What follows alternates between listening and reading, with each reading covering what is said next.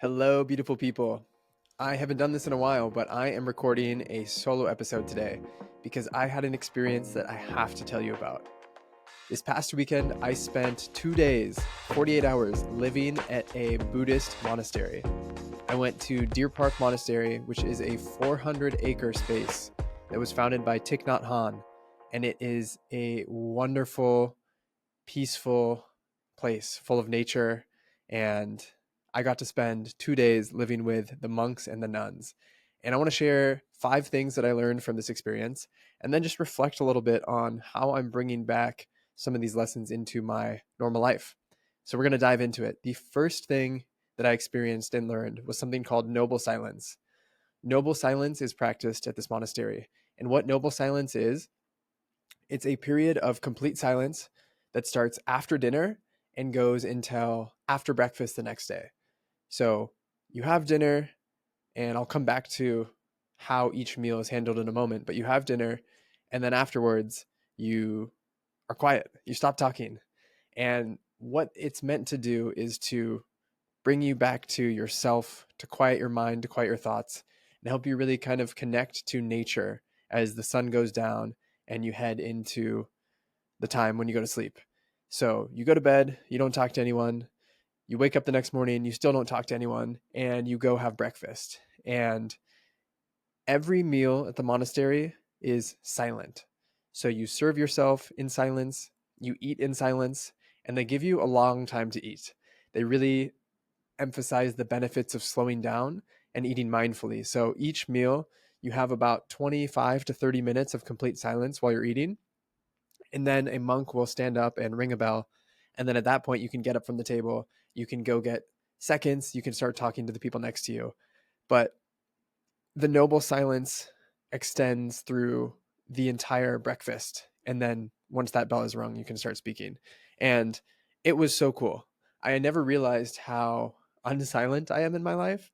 And the fact of having an intentional period where you don't talk on purpose is really helpful.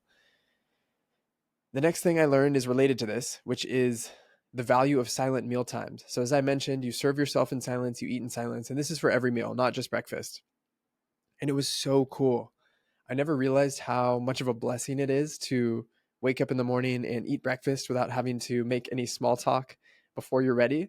It really gives you a chance to wake up naturally, to wake up slowly, and to only start talking and interacting with other people once you're awake, once you're fully aware. So I loved that. And then I loved that each meal you served yourself in silence and you ate in silence because it gave you nothing to do besides eat. I've never chewed so much in my entire life. That's another thing that they're big on there is slowing down and really chewing your food. So you want to chew your food as much as possible and you want to put your fork or spoon, whatever utensil you're using, you want to put it down in between each bite. I had more time to eat than I ever have. And if I compare that to my normal life, I mean, I'm normally wolfing down lunch in 10, 15 minutes while I'm doing something, while I'm answering an email, while I'm thinking about the next call I'm about to get on. So to have the space to just slow down and only focus on eating was so cool. And to do so without talking to other people. I mean, I love talking to other people at meals. It's one of my favorite things to do, but to fully experience the meal without distractions, without conversation was beautiful. That leads to kind of the third thing that I learned about, which is ringing of the bell. So, as I mentioned, at the end of meal times, a monk will stand up and ring a bell. But a bell was rung at many different times throughout the weekend. There's a clock near the dining hall that chimes every hour on the hour. I think it also chimed every 30 minutes. And a really cool tradition they do there, if you can hear a bell, you pause. So when that bell rings, no matter what you're doing, whether you're walking, whether you're mid conversation, mid sentence with someone, you pause. You literally stop what you're doing, you freeze, you put your hands together, and you take a deep breath. And then you go back to whatever it is that you were doing. So there's these semi random bells throughout the day that remind you to come back to yourself, to be fully present, to take that deep centering breath. And it was so cool and so healing and nourishing every time it happened. Every time it happened, I'd be like, oh, yes, thank goodness. I was distracted. I was over here. I was over there, and now I get to just come back to myself. So that was really cool. And even during presentations, like presentation probably isn't the right word, but we had an orientation, we had a Dharma talk on Sunday, and just at random times throughout the talk, the monk would pause and say, "And now we will hear 2 rings from the bell." And they would ring the bell twice, and we would just be silent and kind of recenter ourselves. And it was such a cool way, especially in the Dharma talk when this monk was giving like a 2-hour speech, essentially. Sorry, not monk, she was a nun. She would just pause in between points and be like, "All right, we're going to ring the bell." So that was a really cool tradition. And it's something that I've brought back into my life a little bit, which I'll speak to in a moment. But the fourth thing I learned was this concept that Thich Nhat Hanh taught about, which is 100% awareness. Whatever you're doing, he encourages you to have 100% awareness. So when you are walking, know that you are walking. When you are breathing in, be aware that you are breathing in. And this is such a cool concept. It's really simple, but it's actually pretty deep and complex at the same time, because if you're anything like I am, you probably can't remember the last thing you did one thing and only one thing 100%. Like I mentioned earlier, when you're eating lunch, you're talking to someone, or when you're eating lunch, you're checking your phone, or when you're eating lunch, you're sending an email or thinking about the future or thinking about the past. So to just do one thing and nothing else, to just record this podcast right now and do nothing else, not be thinking about anything else, very unusual, very refreshing and nourishing. And that leads me to the fifth lesson or thing that I learned from living at this Buddhist monastery for 2 days. It's doing one thing at a time. So number 4 was having 100% awareness while you're doing something. And this number 5 lesson is stop doing multiple things at the same time. Both the monks and the nuns talked about this all the time throughout the weekend. We're so distracted. We think that we can multitask, but multitasking doesn't mean you're doing multiple things well. It means you're doing multiple things poorly at the same time. And you're fragmenting your attention, you're fragmenting your energy, you're fragmenting your intention. And if we can do one thing at a time, we feel such a deeper sense of peace, and we actually show up and do the thing a lot better. So that was a really cool concept. And how I'm bringing this back into my everyday life is I'm trying to only do one, or let's be honest, 2 things at the same time. So right now, I'm recording this podcast. If I were fully practicing as Thich Nhat Hanh wanted us to, I would say, okay, and now I'm going to take a sip of my tea.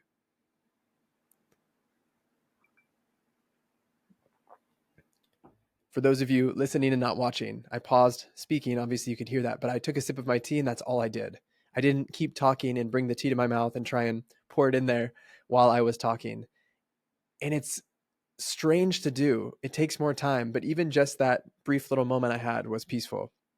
So I'm trying to focus on doing less things at the same time, because if I look at this weekend, I probably did 7 things in 48 hours. Like I can count it on 2 hands. I slept, I read, I ate, I worked on a trail as part of a working meditation I did, and I had conversations. That's just 5. The craziest part was that only doing those 5 things across 2 days, the world didn't end. I'm so used to doing so many things because I think I have to be productive. I think I have to get things done. And it was such a reframe, paradigm shifting moment to realize I don't have to do all these things that I think I have to do. And if I don't do them, not only will I feel deeply peaceful, but the world won't end. And when I got back to work on Monday, I probably did more things than I did in 2 days at the monastery in 45 minutes at work. And that's just how it is. You have tasks and meetings and emails and all these things we have to do. But I am really trying to be intentional about slowing down and only doing one thing at a time. And I would say the most easily transferable skill or habit I learned was that ringing of the bell. So obviously, I don't have a monk near me ringing a bell. I don't even have a clock that chimes. But what I've started doing is that in between each activity I do, in between each coaching call, after I finish recording this podcast, before I start on the next thing, I'm just going to put my hands together like this, palms together, make a little prayer hands. and just take a deep breath and just pause for a moment before I move on to the next thing. That is something that I have been doing the past 3 days, and it's been really fun. It's been really nourishing and relaxing. And the more moments of that awareness and pause that you can string together in a day, the more mindful you're going to be. And I think that's something I probably should have said at the beginning. Thich Nhat Hanh, his whole teaching system is mindfulness. So whatever it is that you're doing it mindfully. And what mindfully means is just being fully present and aware of the things you're doing. So again, back to, if you're walking, be aware that you are walking. If you're taking a sip of your tea, know that you are taking a sip of your tea and that you're only taking a sip of your tea. If you've ever watched any of his videos, it's hilarious because he's talking and then he'll say something like, I'm going to go write on the whiteboard. And he stops talking, he walks over to the whiteboard, and he's just fully present as he slowly walks over there. And then he stops. And then he's fully present as he picks up the pen and starts writing on the whiteboard. So I think the more of that full awareness, doing one thing at a time we can bring into our lives, just the more peaceful we will be. And again, you won't get as many things done. And that's the point. That's the purpose. And it's okay. So a couple more things I want to share before I wrap up here is that I spent 48 hours without my phone, and I thought this was going to be more challenging than it was. It honestly was easy. I just turned it off and put it in my bag. But I felt like I was going to have this deep sense of peace, and it was going to be this big deal that I wasn't on my phone for 2 days straight, because I can't remember the last time that happened. But I honestly didn't even notice. I had so many moments throughout the 2 days where I wondered what time it was. And since I didn't have my phone with me, I didn't know. And I just figured it out. I would listen for the bell when it was supposed to be mealtime. And when I turned my phone back on Sunday, I thought, oh, this is going to be crazy. I'm going to be overwhelmed. And I really wasn't.